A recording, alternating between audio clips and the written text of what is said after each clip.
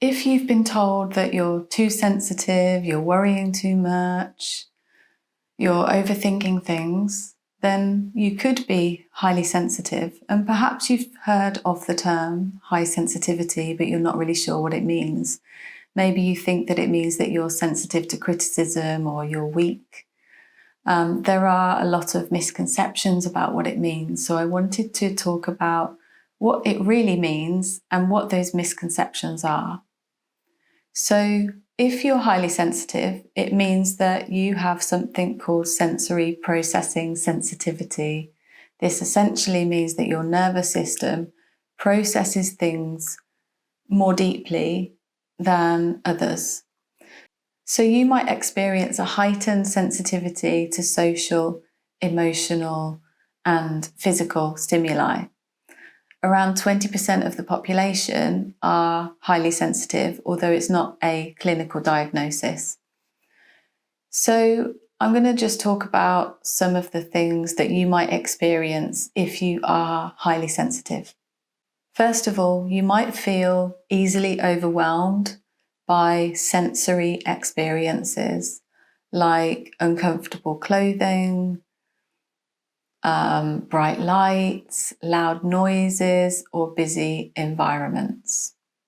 You may also avoid violence or aggression, so you probably don't like violent movies or violent TV. This is just too much for you and very unsettling. You might also have a rich and complex inner world, and you feel things more deeply than others. So, for example, you might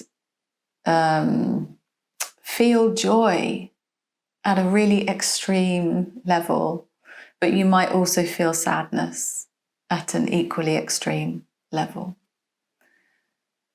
You might also see beauty in a lot of places where other people don't see beauty and be easily moved and inspired. So perhaps you cry tears of joy when you're listening to music or reading philosophy. You may also have a strong need to recharge and restore, and it's really important to you, even though you may not be an introvert. You might also identify as an empath. Empaths are deeply attuned to the emotions and energies of others, but they can also absorb the emotions and energies of others. So it sounds kind of cool, but it can be harmful if you don't have a strong sense of self or strong sense of identity. Highly sensitive people also experience high levels of sensation seeking, but interestingly, they are not impulsive in the way that non-highly sensitive high sensation seekers are. That's a bit of a mouthful. Highly sensitive people will do their homework first before enjoying the sensations that they're seeking. There are also some misconceptions, and I would just like to talk through what those misconceptions are. So, for example, being an introvert doesn't mean that you're highly sensitive, and being highly sensitive doesn't mean that you're an introvert. They are two different constructs. High sensitivity, as I've said, is about how you process things in the world, in the environment, whereas introversion and extroversion is more about how you respond to social situations in terms of energy levels. Do you feel restored when you're with people, or do you feel restored when you're away from people? So some highly sensitive people might be introverts, but it's not necessarily there's not necessarily a link. And actually 30% of people who are highly sensitive are extroverts. Also, shyness. If you're highly sensitive, it doesn't mean that you're shy. Shyness is a characteristic that we are not born with. It develops as a result of our experiences, often our early life experiences. So there are infants that are born who are highly reactive, And it may be that parents will interpret that as shyness.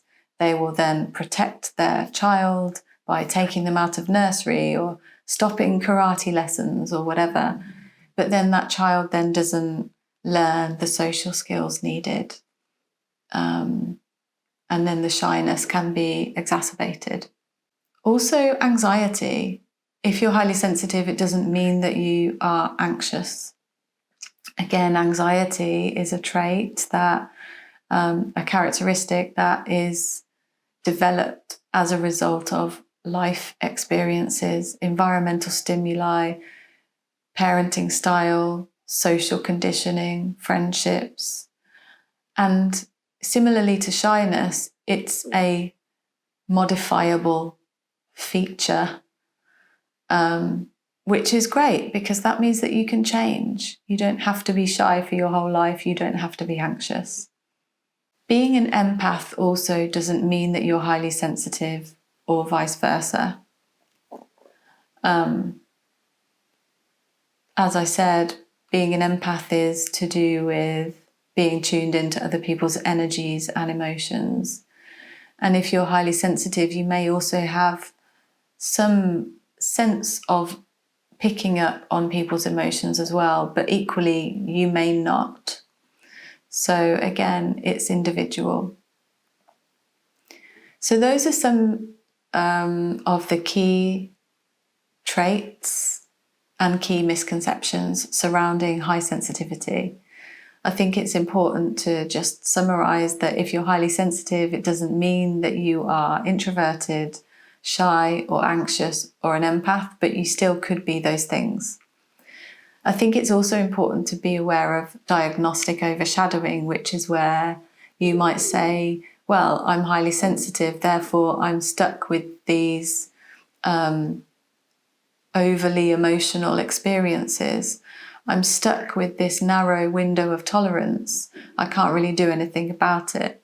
Because that's not true either. You can actually build your stress responses. You can build your resilience. So a core part of the nervous system is the vagus nerve. And this is a cluster of nerves that runs from the base of the brain down all the way into the digestive tract.